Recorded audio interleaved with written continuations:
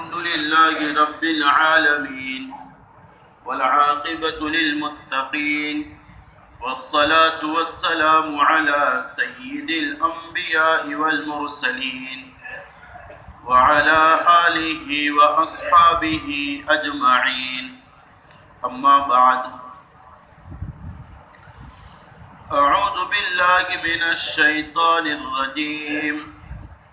بسم الله الرحمن الرحيم. ولا تحسبن الله غافلا عما يعمل الظالمون.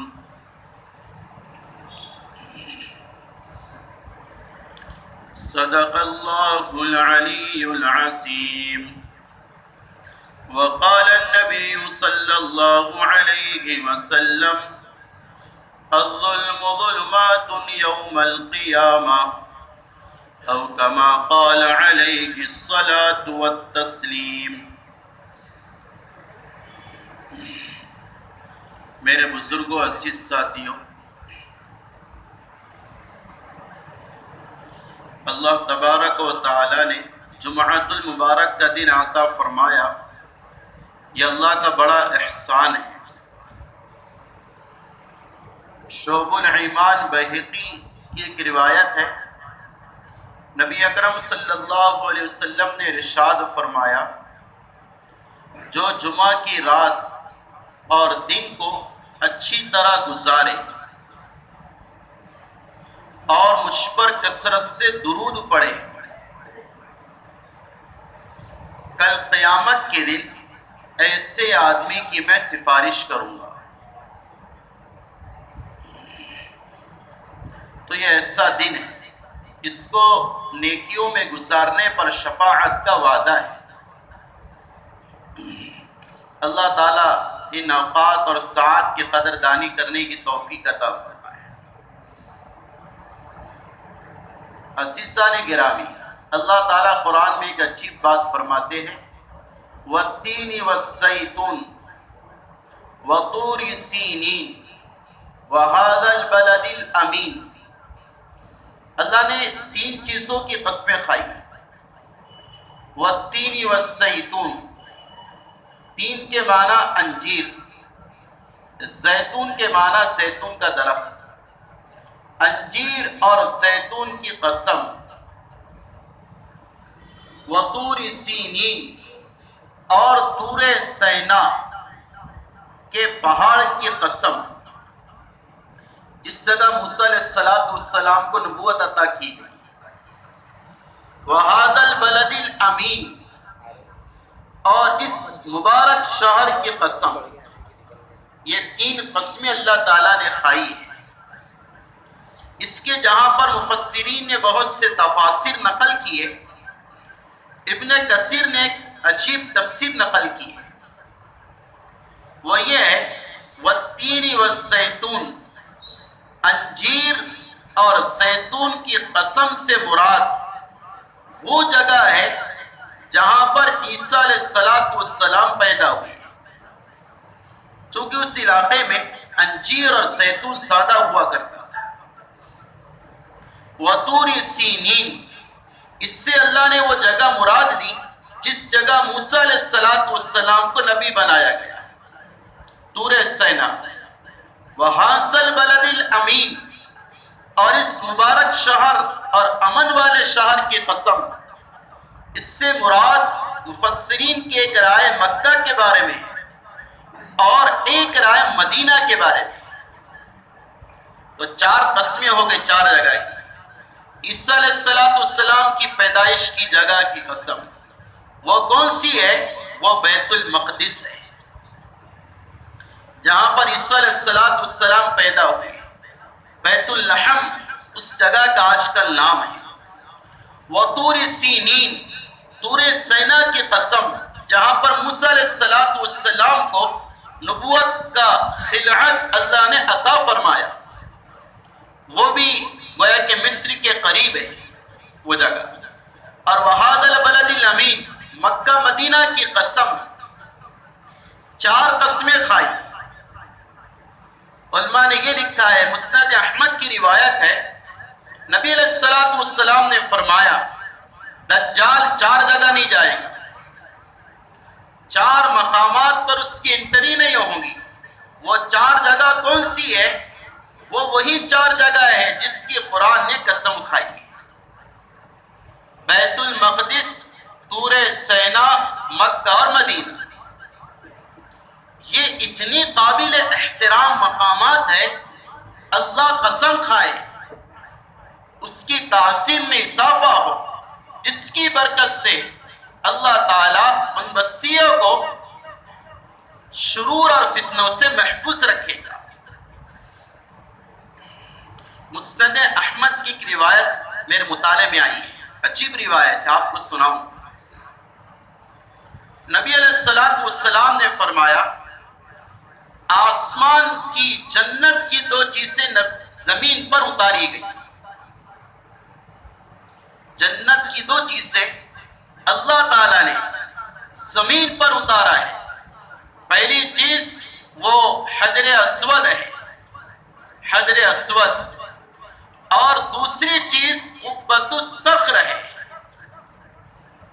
قبۃ الصخر کے نیچے جو چٹان اور غار ہے، جہاں پر انبیاء علیہ السلام عبادت کیا کرتے تھے، اس چٹان کے بارے میں ایک حدیث میں آقا نے فرمایا اللہ نے اس کو جنت سے اتارا ہے، جس پر گولڈن گنبد بنا ہوا ہے۔ اس کے نیچے جو چٹان ہے وہ جنت کی ہے، جیسے حجر اسود جنت کا پتھر ہے۔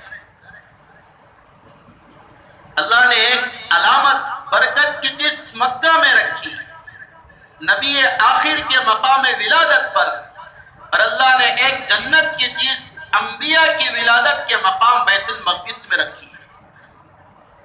آئی بات سمجھ میں؟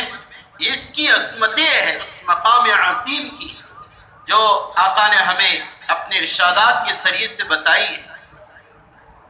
اس لیے نبی علیہ السلام کی ایک روایت میں نے ابن ماجہ کے حوالے سے تفسیر میں نقل کیا تھا۔ نبی علیہ السلام نے فرمایا ایک صحابی سے، اگر ہو سکے تو مسجد اقصی میں جا کر نماز پڑھ لینا، چونکہ وہاں کی نماز کا ثواب 50,000 نمازوں کے ثواب کے برابر ہے، ایک روایت میں۔ دوسری روایت اور بھی ہے، وہاں کی نماز کا ثواب 50,000 نمازوں کے ثواب کے برابر ہے۔ ان صحابی رسول نے کہا اگر اس جگہ پہنچ نہ سکوں تو دوسرا آپشن کیا ہے؟ آقا نے فرمایا اگر اس جگہ نہیں جا سکتا ہے تو کم از کم اپنے پیسے وہاں پر بھیج دینا، جس سے مسجد اقصی میں چراغ روشن کیا جا سکے۔ محدثین فرماتے ہیں اس روایت جو ابن ماجہ میں ہے، نبی علیہ السلام نے قدر بتائی اس مسجد اقصی کی کہ اپنا مالی تعاون بھی وہاں پر بھیجا کرو۔ ملا علی قاری کی عجیب بات تمہیں سناؤں، عجیب بات، سب کو نیا لگے گا۔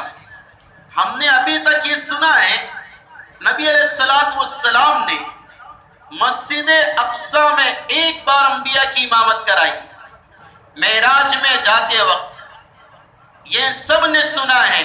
ملا علی قاری مرقات کے مصنف ہے، شارح مشکات ہے، انہوں نے لکھا ہے کہ نبی علیہ السلام نے مسجد اقصی میں سارے انبیاء کی جو امامت کرائی 2 مرتبہ کرائی، 2 مرتبہ کرائی، ایک مرتبہ معراج میں جانے کے وقت اور دوسری مرتبہ معراج سے آنے کے وقت۔ واپسی پر بھی نماز پڑھی گئی اور روانگی میں بھی نماز پڑھی گئی۔ اس لیے ہے نا سفر میں جا رہے تو 2 رکعت گھر میں پڑھ کے جاؤ، واپس آ رہے تو 2 رکعت مسجد میں پڑھ لو آپ اللہ کے گھر میں۔ جانے میں بھی نماز، آنے میں بھی نماز۔ اللہ تعالیٰ بتانا چاہ رہے اس مقام مقدس کو انبیاء کے ساتھ کیا نسبت عالیہ حاصل ہے۔ یہ کچھ چیدہ میں نے فضائل آپ کے سامنے عرض کیا، مجھے ادھر نہیں جانا، بہت سے میں نے آپ کو اس کا حوالہ دیا کہ آپ کتابوں کا مطالعہ کرو اور کچھ نہ کچھ اس کے بارے میں پڑھو، اور یہ صرف اس وقت کے لیے نہیں، ہمیشہ اپنے مطالعے میں ایسی کتابیں رکھو جس سے آپ کے سامنے وہ حقیقت واضح ہو سکے کہ جس کو اللہ نے قبلہ اول بنایا اب اس کی کیا حالت ہے، جس کی طرف ہمارے نبی نے تقریباً 16 یا 17 مہینے رک کر کے نماز پڑھی ہے۔ ہندوستان کے اعتبار سے وہ جگہ شمال میں ہے، اس طرف آقا نے 16 یا 17 مہینے مدینہ المنورہ جانے کے بعد نماز ادا کی ہے۔ یہ وہ قبلہ اول ہے، جیسے کعبۃ اللہ مقدس ہے اسی طرح مسجد اقصی بھی مقدس ہے۔ یہاں ایک مسئلہ عرض کر دوں، قبلے کی طرف رک کر کے نہ پیشاب کر سکتے ہیں اور نہ پشت کر کے پیشاب کر سکتے ہیں، اسی طرح قبلے کی طرف پیر کر کے سو نہیں سکتے۔ البتہ ایک مسئلہ یہ اکثر جو پوچھا جاتا ہے، بیت المقدس کی طرف پیر کر کے سونے کا کیا حکم ہے؟ شمال کی طرف رک کر کے پیروں کا رک کر کے سونے کا کیا حکم ہے؟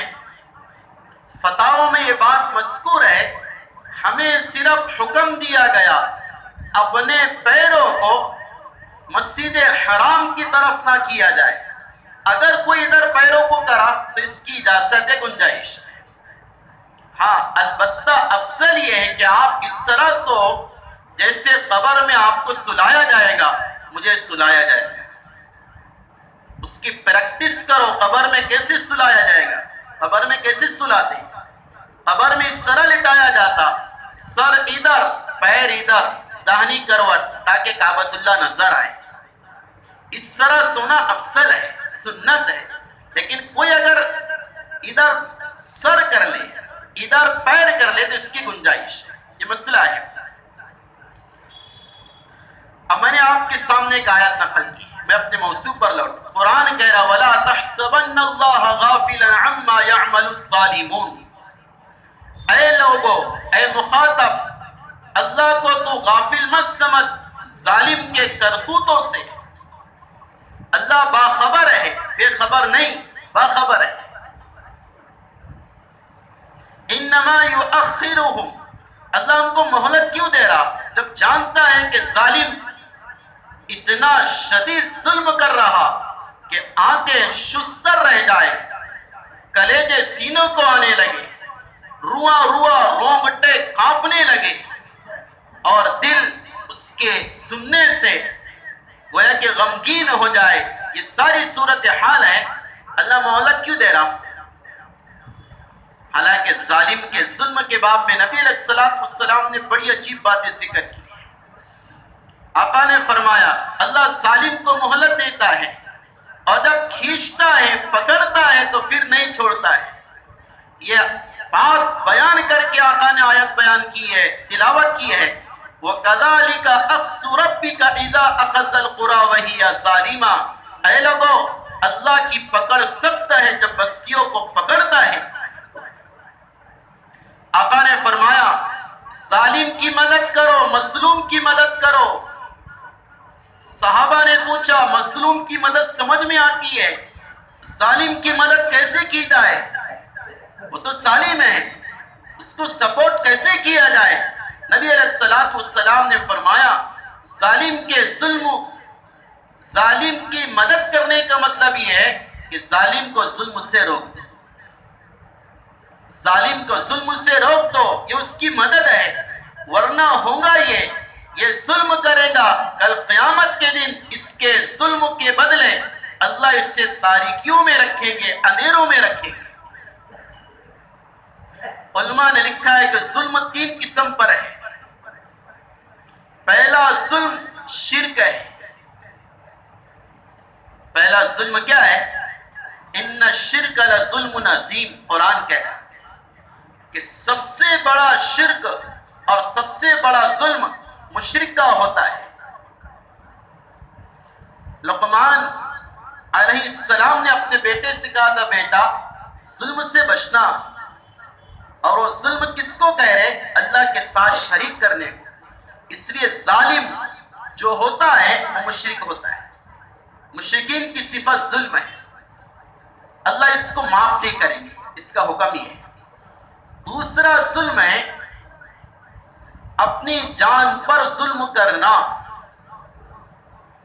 اپنے آپ کے ظالم بننا۔ اس کا کیا مطلب ہے؟ اس کا مطلب یہ ہے گناہ کر کے اپنے آپ پر ظلم کرنا۔ گناہ گار ظلم کرنے والا ہوتا اپنے آپ پر۔ کوئی اگر بد نظری کرے وہ ظلم کر رہا آنکھوں پر، کوئی اگر اپنی زبان سے جھوٹ بولے، غیبت کرے، وہ ظلم کر رہا زبان پر، پیروں سے گناہ کے مقامات پر جائے، ظلم کر رہا پیروں پر، سوچ سے گناہوں کے خیالات لائے، ظلم کر رہا اپنی سوچ اور دماغ پر۔ اس لیے آپ کو ایک عجیب بات سناؤں، ہر نماز جس میں قاعدہ ہے، آخری قاعدہ، 4 رکعت کا آخری، 2 رکعت کا آخری، اس میں اللہ کیا کہہ رہا؟ اپنے نبی کے واسطے تم التحیات پڑھو، درود شریف پڑھو، اور آخر میں دعا کرو اللہم انی ظلمت نفسی ظلما کثیرا۔ ہر نمازی سے پڑھنے کو کہا جا رہا، قاعدے میں اس کو پڑھنا، یا اللہ میں نے بہت ظلم کیا، انی ظلمت نفسی، میرے آپ پر ظلم کیا، اور کیسا؟ ظلما کثیرا، شدید ترین ظلم کیا۔ سمجھے؟ تو نمازی کس پر ظلم کرتا؟ ارے بات سمجھ میں آ رہی ہے آپ کی؟ نمازی مارتا کسی کو پھینٹا، آجو باجو ہاتھ چلاتا، پھر نمازی سے کیوں کہا جا رہا نماز کے آخر میں یا اللہ میں نے ظلم کیا؟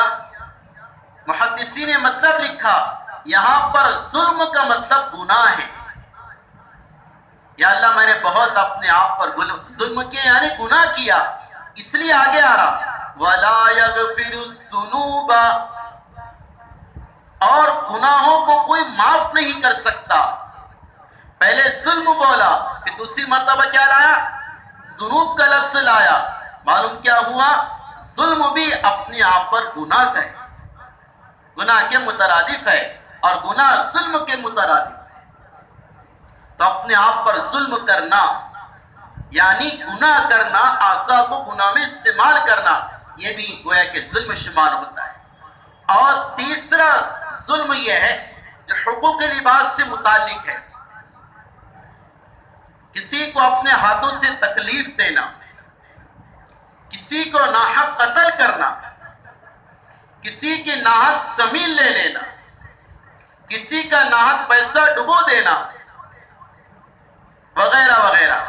نبی علیہ السلام نے چھوٹی چھوٹی مثالیں بیان کی، جیسے ایک آدمی کسی کا قرضہ لے لے اور دینے کی طاقت ہے پھر بھی نہ دے، ادا نہ کرے، نبی علیہ السلام نے فرمایا مثل الغنی ظلم، مالدار کا ٹال مٹول کرنا ظلم ہے۔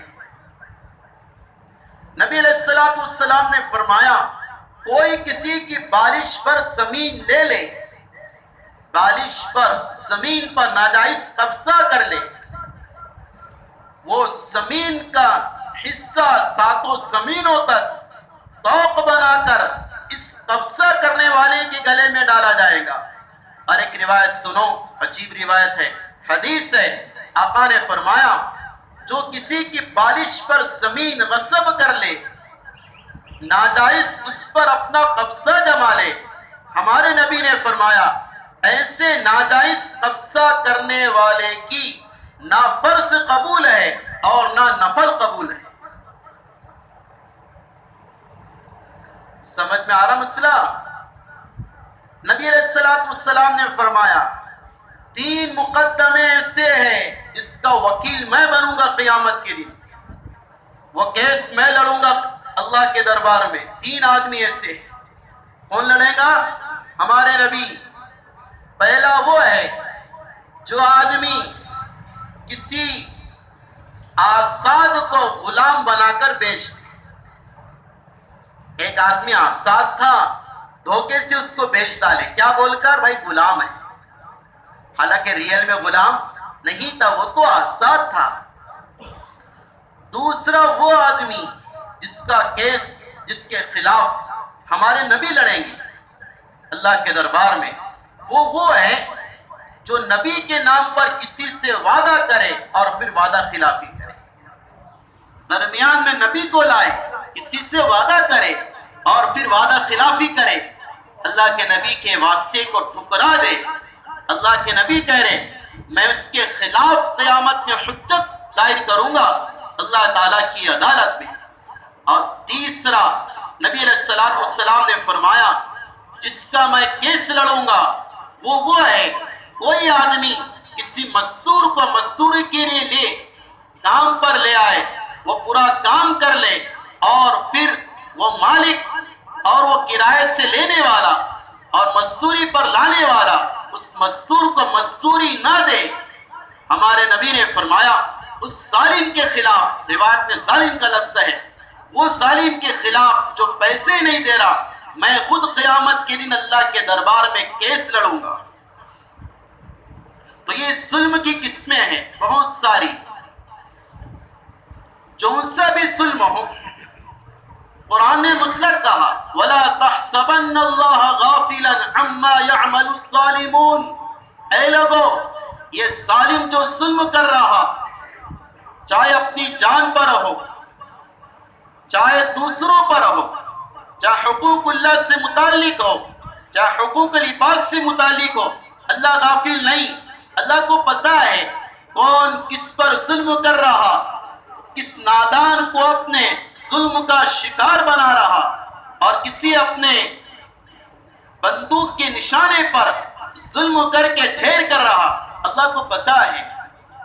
اب ہمارے ذہن میں خیال آ رہا پھر اللہ پکڑ کیوں نہیں رہے، جلدی سے پکڑ آ جائے اور اسرائیل صفحہ ہستی سے ختم ہو جائے. سمجھیں ہمارے جذبات یہ ہے نا بھائی. یہ دعائیں ہو رہی، قنوت نازلہ ہو رہا، اجتماعی دعائیں ہو رہی، اور حرم میں دعا، مسجد نبوی علی صاحب الف الف صلاۃ، وہاں دعا ہو رہی، قبول کیوں نہیں ہو رہی؟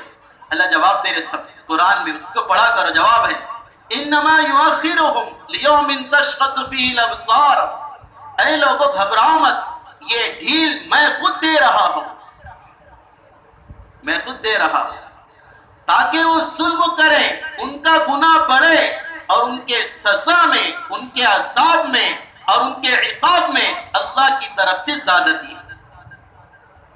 ورنہ تو میرا معاملہ سنو وَلَوْ يُؤَاخِذُ اللَّهُ النَّاسَ بِمَا كَسَبُوا مَا تَرَكَ عَلَيْهَا مِن دَابَّةٍ. اللہ اگر جلدی پکڑ لے تو زمین پر ایک رینگنے والا جاندار بھی باقی نہیں رہے گا. اللہ اتنی جلدی پکڑ لیتے ہیں. وَلَكِنْ يُؤَخِّرُهُمْ إِلَىٰ أَجَلٍ مُّسَمًّى. اللہ نے پکڑ کا دن رکھا ہے، اللہ نے پکڑ کا دن رکھا ہے. اللہ نے ظالموں کو مہلت دی. ابن کثیر نے لکھا ہے فرعون کیا ظلم تھا اس کا، یہودیوں کی طرح بچوں کو قتل کیا کرتا تھا، ذبح کیا کرتا تھا. کئی ہزار بچوں کو ذبح کیا فرعون نے. ایک روایت میں 70,000 بچوں کو ناک مارا ہے. اور کتنے سال مہلت دی گئی؟ 400 سال. 400 سال کرو. اور کیسی مہلت؟ مفسرین نے اسرائیلیت میں سے یہ بات لکھی ہے 400 سال میں کبھی بیمار نہیں پڑا ہے. 400 سال ایسی مہلت. یہ آج کل کی ظالم کہہ رہے ہیں نا، اگر ہم ناحق پر ہوتے تو پکڑ آ جاتی. ان کا جو گاڈ ہے، ان کا جو رب ہے، فوراً پکڑ لیتا. ہم کو کچھ نہیں ہو رہا بلکہ نعمتیں مل رہی، ہم سکسیس ہو رہے، ہمارا ہر پتا سیدھا گر رہا، وہ اور خوش فہمی میں مبتلا ہو رہے.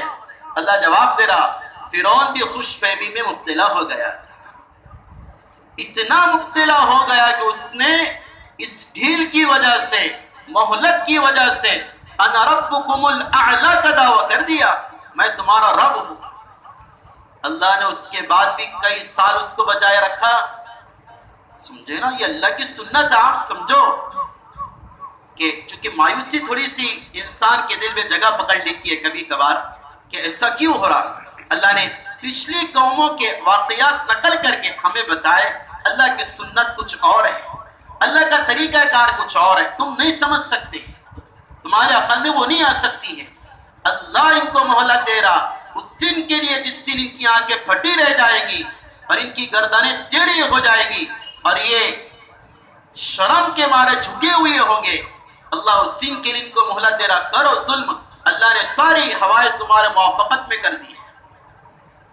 ابو جہل کو 13 یا 14 سال مہلت دی اللہ نے. جس ابو جہل نے نبی کے پشت پر اوجڑی رکھی, نبی کو ستایا, نبی کو ڈرایا, نبی کو رلایا, نبی کو خندق کھود کر گرانے کا ارادہ کیا, نبی کو پتھر مار کر ہلاک کرنے کا ارادہ کیا. اللہ نے 13 یا 14 سال کر جو کرنا ہے. قارون کو مہلت, شداد کو مہلت, فرعون کو مہلت, ابو جہل کو مہلت, ابو لہب کو مہلت, بتانے کے لیے ہماری پکڑ کا وقت ہوتا ہے. ہم کو بھی بتا رہے, ان کو بھی بتا رہے. ہمیں اس لیے بتا رہے کہ تمہیں تمہارے رب کے وعدے پر یقین ہونا چاہیے, تمہیں اپنی دعاؤں پر یقین ہونا چاہیے. تم جو انفرادی کام کر رہے یہ مت بھولو اس کے کیا اثرات ہیں, اس کی کیا اللہ کی طرف سے مقبولیت اتر رہی, یہ مت بھولو. تم ایک مرتبہ دعا کر کے سوچ رہے کہ میری دعا کوئی کارگر نہیں ہو رہی. نہیں نہیں نہیں, وہ سارا اللہ دیکھ رہا, سارے اللہ کے علم میں ہے, سارا اللہ کے پاس ہے, وہ جمع ہو رہا. اللہ تمہاری دعائیں ضرور سنے گا. اللہ تمہاری طلب کو اور ان مظلوموں کی طلب کو ضرور سنے گا جو بیجا ظلم کر رہے اور اپنے ظلم کا نشانہ نہتوں کو بنا رہے. اللہ ان کی ضرور سنے گا. ورنہ تو آج کل واٹس ایپ پر ایک تحریر چل رہی بعض لوگوں کی, اللہ معاف کرے, جو کہہ رہے کہ بھائی اہل شام کے حالات خود خراب ہے اس لیے ان کی دعائیں اللہ قبول نہیں کرتا. میں نام نہیں لوں گا, ایسا کہہ رہے بعض لوگ. ان میں بے حیائی ہے اور ان میں عجیب عجیب باتیں ہیں جس کی وجہ سے اللہ ان کی نہیں سن رہا, ان پر اتنا ظلم ہو رہا, ان کو اتنا جلایا جا رہا, ڈرایا جا رہا, بھگایا جا رہا, دھمکایا جا رہا. ان کے حالات خراب ہیں. میرے عزیزوں, یہ آیت مطلق نہیں ہے. ہاں اللہ کی ایک طریقہ ہے, اللہ کا طریقہ ہے. لوگ 1-2 دن اس علاقے میں چلے گئے اور وہاں جا کر تجزیہ یہ پیش کر دیا, میں وہاں جا کر آیا, وہاں کے لوگوں کے حالات خراب ہیں جس کی وجہ سے ان پر یہ حالات آ رہے ہیں. نہیں, یہ اللہ کی طرف سے ان کے ایمان کا امتحان ہے, ان کے صبر کا امتحان ہے, ان کی ہمتوں کا امتحان ہے, اور آقا کی پیشن گوئی ہے. قیامت قائم نہ ہوگی اس وقت تک جب تک کہ دنیا میں سب سے زیادہ مظلوم قوم مسلمان نہ بن جائے. سمجھے؟ اس لیے خلاصہ کلام بزرگوں دوستوں یہ ہے, ہم اپنی جو کوششیں ہیں, کاوشیں ہیں, دعائیں ہیں, صدقات ہیں, خیرات ہیں, اعتکاف ہے, اس کو جاری رکھیں. بڑی خوشی ہوئی, ایک صاحب سے ملاقات ہوئی, کہہ رہے تھے میں نے اہل فلسطین کے لیے آج روزہ رکھا. الحمدللہ ایسے بھی لوگ ہیں جو اپنے چھپکے سے اعمال کر رہے ہیں. اللہ رائے گا نہیں کرے گا, اللہ رائے گا نہیں کرے گا. یہ بات طے, یقین مضبوط ہو. کیا ہو؟ ہمارا یقین مضبوط ہو. اللہ تعالیٰ ضرور ہر شام کے بعد صبح کے نور کو لاتا ہے. اس ظلم کی تاریکی کے بعد اللہ عدل و انصاف کے نور کو ضرور لائے گا. اللہ تعالیٰ ہم تمام کو اس پر یقین کی توفیق عطا فرمائے. وما علینا الا البلاغ.